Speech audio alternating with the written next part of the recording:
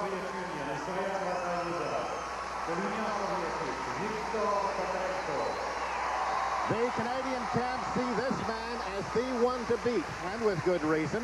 Viktor Petrenko is the current European champion. He's just 20, but this is his 6th consecutive World Championship, and he was 6th last year.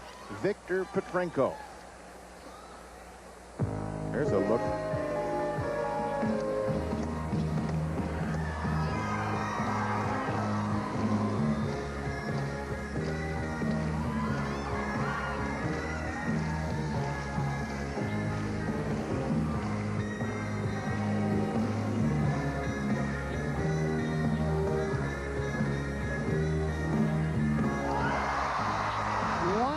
Combination. Imagine a triple axel, triple toe loop. Now, I don't believe that Browning did a triple-triple, so he certainly scored points on that. Tremendous height and tremendous strength.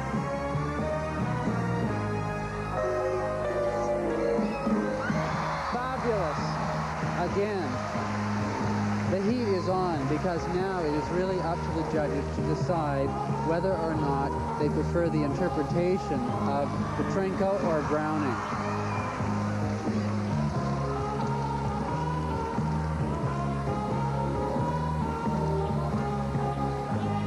Well, there's not a whale of a lot of a room. Browning got 1.6 and a 3.59 for his artistic. That's tough to beat. It is tough to beat. One must remember that Browning's performance was not absolutely textbook perfect. There was that small mistake on the double axel. If Viktor's program is perfect, then I think that Browning is going to have serious competition.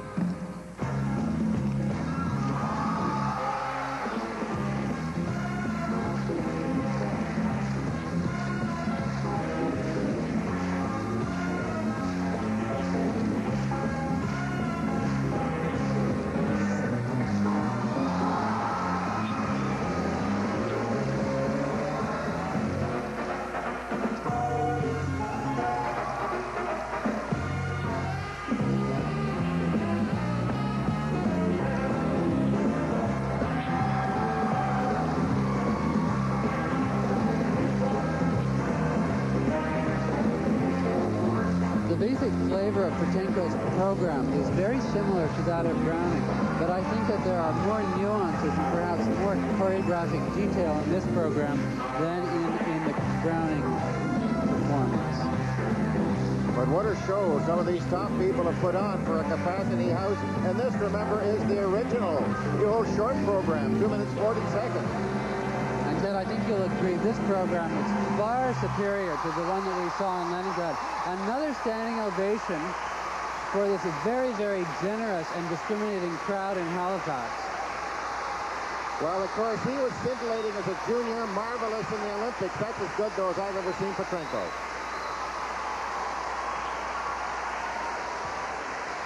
If I'm able to venture an opinion here, Ted, if one is going to talk skater to skater, I think that this is just a tiny bit stronger than the Browning program.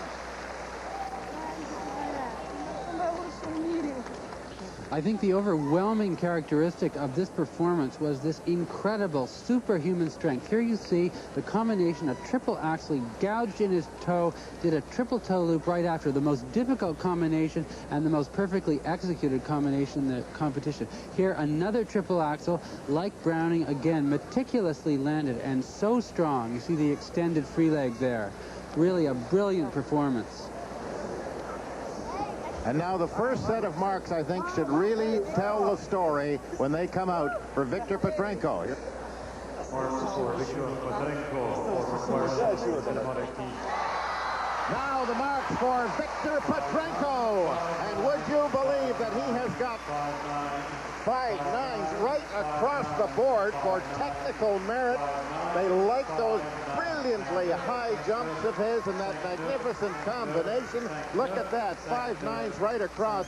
And I think inasmuch as Browning was given 1.6 for artistic, Petrenko has to have at least 1.6. And here they come. He's got a pair of sixes, and he has got first place marks from every judge but one for the original program. He is the leader in the original program, and overall, because he was third in figures, he has taken over first place.